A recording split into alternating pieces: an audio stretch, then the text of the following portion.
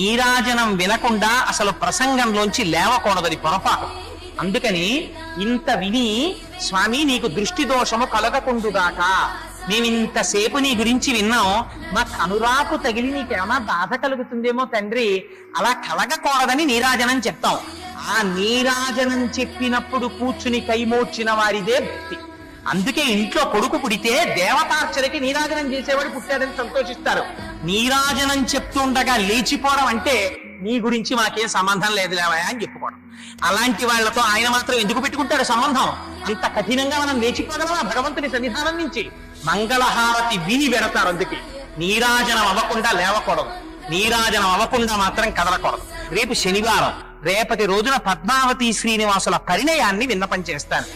ఆ శనివారం నాడు పద్మావతి శ్రీనివాసుల పరిణయం విన్నంత మాత్రం చేత అపారమైన ఫలితాన్ని స్వామి కటాక్షిస్తాడు.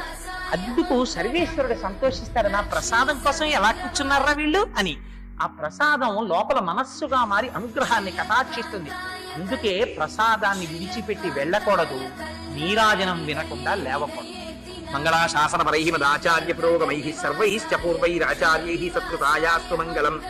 మంగళం కోసలేంద్రాయ మహనీయ గుణాత్మనే చక్రవర్తి తనూజాయ సర్వభౌమాయ మంగళం.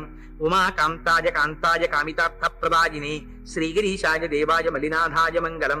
కరచరణ కృతం వా కర్మ వాక్కాదిజం వా శ్రవణనైనజం వా మానసం వాపరాధం విహితం వా సర్వమేత్తక్షమస్వ. శివ శివ కరుణాబ్ధే శ్రీ మహాదేవ శంభో. సర్వం శ్రీ ఉమామహేశ్వర పరబ్రహ్మార్పణమస్తు.